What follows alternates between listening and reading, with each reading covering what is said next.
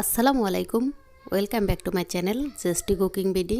আমাদের আজকের রেসিপি ইলিশ মাছের তেল ঝাল। নাম শুনে নিশ্চয়ই বুঝে গেছেন এই রান্নাতে তেল এবং ঝালের পরিমাণ দুটোই বেশি হবে।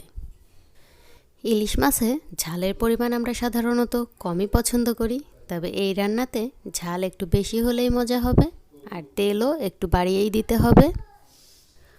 চলে যাচ্ছি মূল রান্নায়। আমি এখানে 4 টুকরো ইলিশ মাছ নিয়েছি, দিয়ে দিচ্ছি পরিমাণ মতো লবণ দিয়ে মাছগুলো একটু মাখিয়ে রাখবো।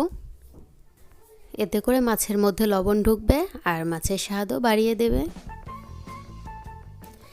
এখন চলে যাচ্ছি রান্নার মশলা তৈরি করতে। এখানে আমি কাঁচা মরিচ আর পেঁয়াজ বেটে নিচ্ছি। পেঁয়াজ ছোট ছোট টুকরো করে নিয়েছি আর 5 থেকে 6টা কাঁচামরিচ দিয়েছি। এখন ভালোভাবে পেস্ট করে নিব। যেহেতু ইলিশ মাছে তেমন কোনো মশলাই ব্যবহার করা হয় না, তাই গ্রেভিটা একটু ঘন করার জন্য কাঁচামরিচ আর পেঁয়াজ বেটে নিচ্ছি। এখন একটি পাত্রে নিয়ে নিচ্ছি পরিমাণ মতো সরিষার তেল। আমি রান্নাটি সরিষার তেল দিয়ে করছি। যেহেতু তেল ঝাল রান্না করব, তাই এখানে আমি তেলের পরিমাণ একটু বেশি রেখেছি। এখানে হাফ কাপের থেকেও একটু বেশি তেল নিয়েছি। আগে থেকে পেস্ট করা কাঁচামরিচ ও পেঁয়াজের পেস্টটি ভালোভাবে কষিয়ে নিব। যে কোনো রান্নায় বাটা পেঁয়াজ ব্যবহার করলে পেঁয়াজ ভালোভাবে কষিয়ে নিতে হবে, তা না হলে কাঁচা কাঁচা একটা গন্ধ থেকে যায়। তাই পেঁয়াজ মরিচ বাটা ততক্ষণ কষাতে হবে যতক্ষণ পর্যন্ত না কালার চেঞ্জ হয়ে আসছে। দিয়ে দিলাম স্বাদমতো লবণ। ততক্ষণ কষাবো যতক্ষণ পর্যন্ত না বাদামি বাদামি কালার আসছে আর সুন্দর একটা ঘ্রাণ আসছে। এখন সামান্য পরিমাণ হলুদ গুঁড়া, জিরা গুঁড়া আর মরিচ গুঁড়া দিয়ে নিচ্ছি। যেহেতু আজ আমি তেল ঝাল রান্না করছি, তাই গুঁড়া মরিচ ব্যবহার করেছি যাতে ঝালটা একটু বেশি হয়। ভালোভাবে মিশিয়ে কিছুক্ষণ কষিয়ে নিব। সব কিছু ভালোভাবে কষিয়ে নিচ্ছি। এ পর্যায়ে মশলা কষানো শেষ। এখন দিয়ে দিচ্ছি পরিমাণ মতো পানি।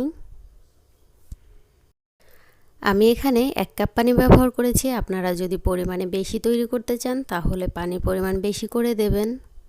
যেহেতু ইলিশ মাছ আর ইলিশ মাছ রান্না হতে খুব বেশি সময় লাগে না, তাই পানি অল্প করেই দিয়েছি। পানি দেওয়ার পর ভালোভাবে ফুটে উঠলে দিয়ে দিচ্ছি মাছ। আমি এখানে কাঁচা মাছ ব্যবহার করেছি।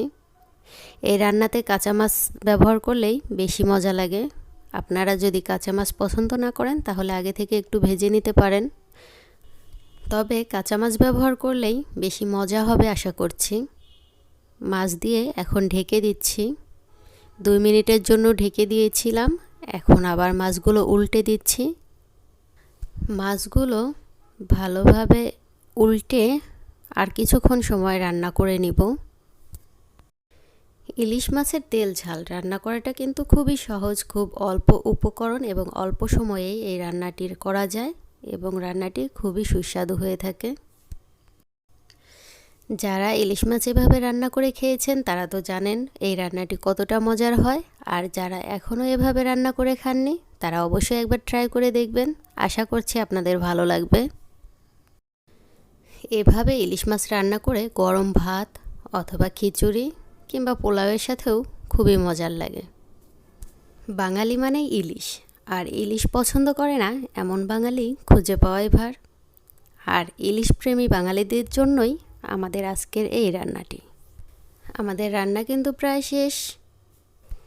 এ পর্যায়ে দেখেই বুঝে নিতে হবে রান্নাটি কতটা লোভনীয় হয়েছে।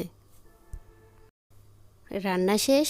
একটু ঠান্ডা করে পরিবেশন করতে পারেন আমাদের মজার ইলিশ মাছের তেল ঝাল। এখন যেহেতু ইলিশের মৌসুম আর বাজারে প্রচুর পরিমাণে ইলিশ পাওয়া যাচ্ছে, তাই একবার হলেও এই রান্নাটি ট্রাই করে দেখতে পারেন। আশা করছি নিরাশ হবেন না।